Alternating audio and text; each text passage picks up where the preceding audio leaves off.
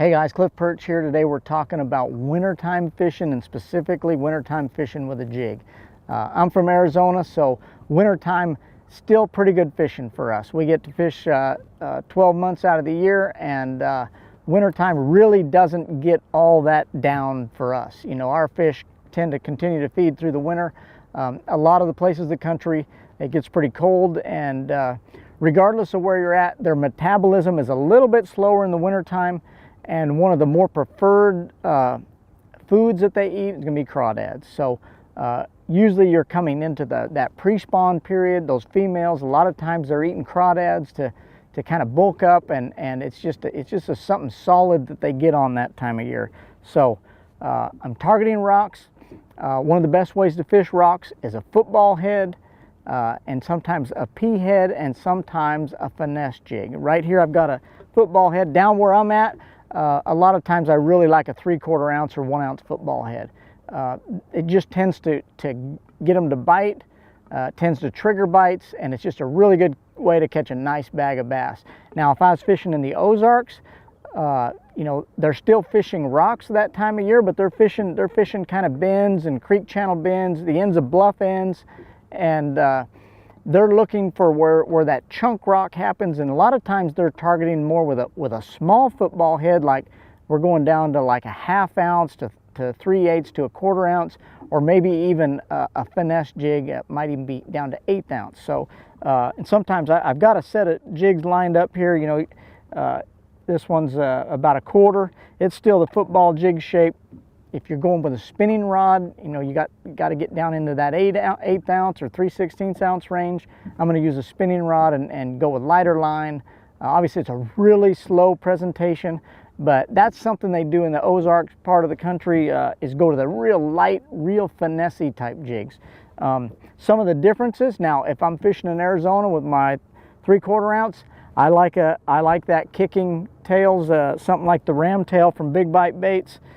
Is gonna fit well with a 1 ounce, a 3/4 ounce. Now, if I'm fishing in the Ozarks, I've got a little bitty jig kind of paired. This is about a 3/8 ounce jig. I've paired it with the quarantine craw, and what I've done is just clipped off the bottom end of this. I want a nice crawdad shape there, not too big. You know, I'm going a little bit finessier, especially in that part of the country.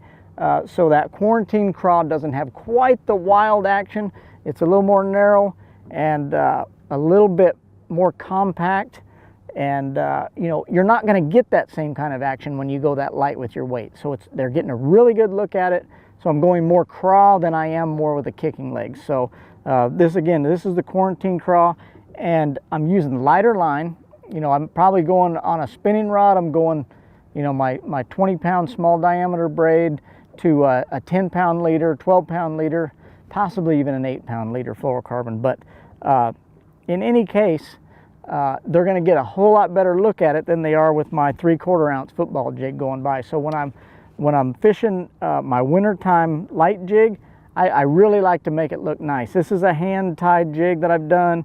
I've got a little bit of my silicone green on here to give some good accents, and then I've got some brown and orange living rubber. And you can see that I've really trimmed this one up because you know, when you go down to 3/8, 1/4, you know, down to 1/8 ounce, that jig's falling really slow. So they're going to get a really good look at it. It tends to be really clear water, so I want it to look really nice. I've taken and I've trimmed off the back end where I've got kind of that little craw flare that's just like the crawdad tail.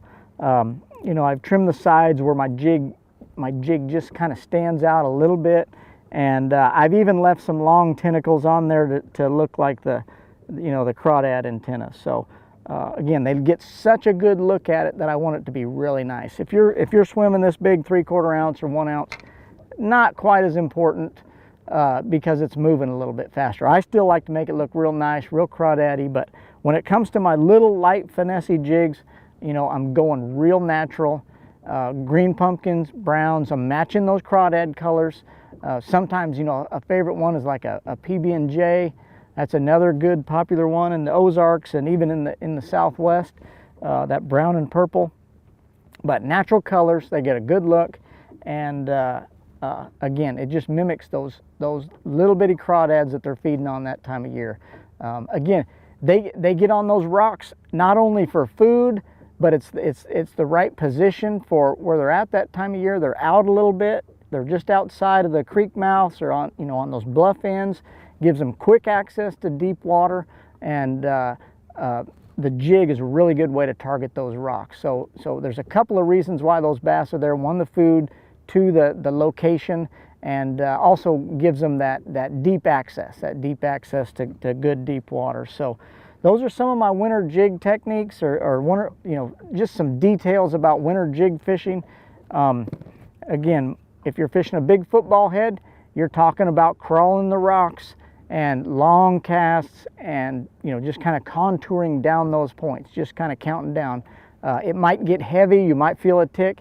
Either way, you've got to set the hook really fast. Now, if I'm going with my lighter stuff, my little finesse jigs, probably spinning gear, and it's still going to be a hard hook set, but you're using light line, and it's a little lighter wire hook. So those are some differences, but bass really like crawdads that time of year, and they really get on the type of cover that holds crawdads. And sometimes they say it's more for that warmth of those rocks hold in. Sometimes it's just because it's a harder bottom. And a lot of times that rock happens where it breaks off to deep water. So there's a number of reasons that hold the bass there, and a jig is a good way to go after them. So winter jig fishing tips, hopefully that helps you out, depending on what part of the country you're in, and hope you catch a big bag and win the tournament.